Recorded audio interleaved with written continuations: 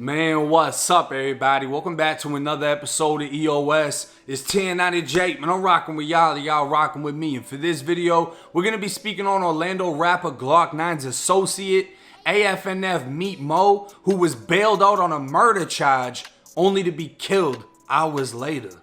This is a street battle that started over rap music, but now at least 6 people are dead as a result. Orlando police say the suspects at the Mall at Millennia shooting are members of a gang called 438, and their intended target in that busy mall was a member of a rival gang. 4 drive-by shootings just this week triggered, the sheriff says, by gang violence. 3-year-old Daquan Felix was the second child to die from gun violence in Orange County in just 24 hours. Another family in Pine Hills also mourning the loss of their 14-year-old son. Now, if you've seen the first video I did on the war in Orlando, you've seen this man before. Law enforcement were dispatched to a shooting around 3 a.m. on April 14th, 2020. Arriving at a house party in Davenport, Florida, deputies found a large pool of blood and 3 7.62 shell casings on the ground.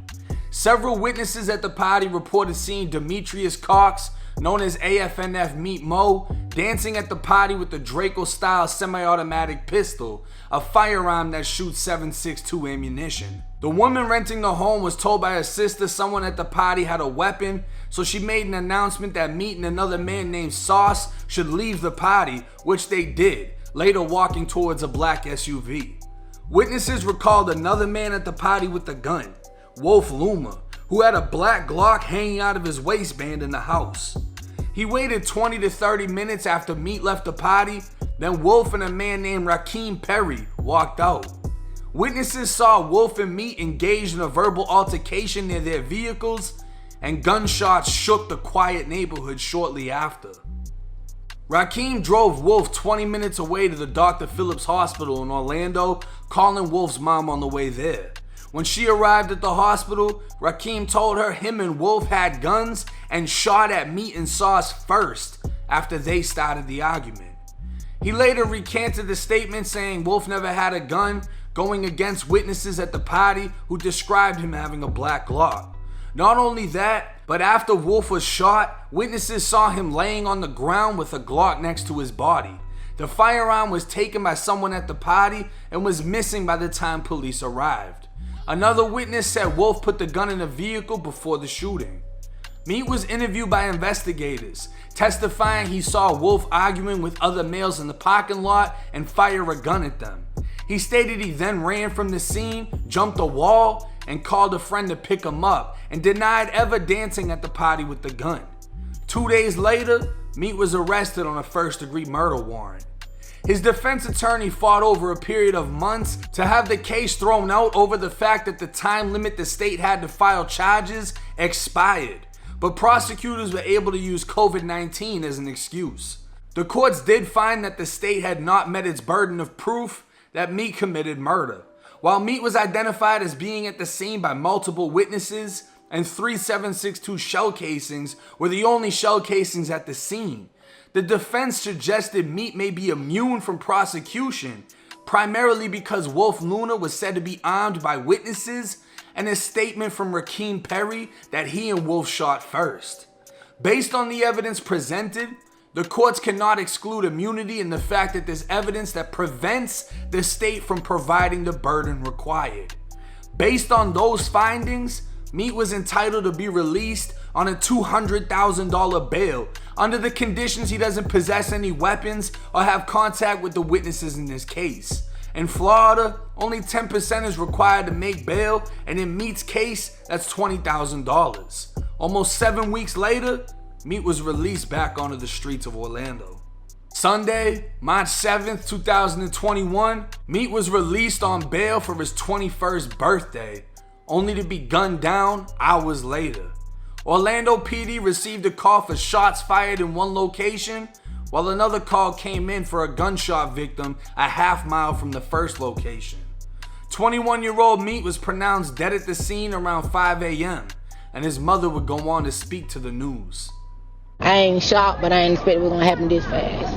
Jakia Burton still can't believe her son, Demetrius Cox Jr., will never come home.